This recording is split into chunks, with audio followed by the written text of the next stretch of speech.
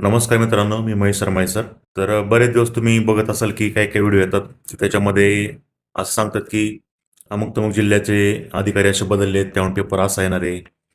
या जिल्ह्याचा पेपर मागच्या वेळी असा आला होता, मग यावर्षी असा येऊ शकतो. त्यामुळे तुम्ही तयार राहा वगैरे. तर पोरं पण विचारतात आम्हाला की ह्याचा पेपर कसा असेल, त्याचा पेपर कसा असेल, त्याचा पॅटर्न सांगा, ह्याचा पॅटर्न सांगा.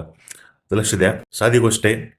जर समजा आम्हाला किंवा कुणालाही जरी पॅटर्न माहीत असता की पेपर कसा येणार आहे, तर त्यांनी डायरेक्ट सांगितलं असतं ना की पेपर कसा येऊ शकतो, काय येऊ शकतो. एवढं साधं लॉजिक तुम्हाला माहिती पाहिजे. दुसरी गोष्ट, पेपर कोणी जरी सेट केला, कितीही जरी अवघड करायचा प्रयत्न त्यांनी केला, तर एक गोष्ट लक्षात ठेवा, पोलीस भरतीसाठी काठिण्य पातळी ही 12वी लेवलची असते. त्यामुळं पेपर इतका पण अवघड नाही येणार की पार म्हणजे एमपीएससी लेवलचा आहे, इतका हाय लेवलचा पेपर कधी तुम्हाला पडणार नाही. एवढी गोष्ट लक्षात ठेवा.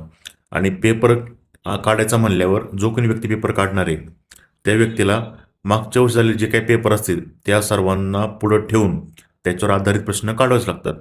म्हणून मी तुम्हाला कायम सांगत असतो की बाकीचं काही करण्यापेक्षा सगळ्यात आधी PYQ म्हणजे मागच्या वर्षी क्वेश्चन पेपर हे तुम्ही करायलाच पाहिजे.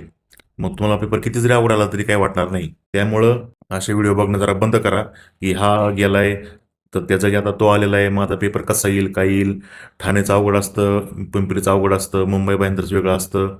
असं काय काय जे काय सगळं चाललंय ते त्याकडे जरा दुर्लक्ष करा. PYQ करा प्रॉपरपणे, सगळे कोणत्या पुस्तकानं करा आणि त्याच पद्धतीने तुम्ही अभ्यास करा. एवढं मला सांगणे. जर पटलं तर शेअर करा, नाही पटलं सोडून द्या. धन्यवाद.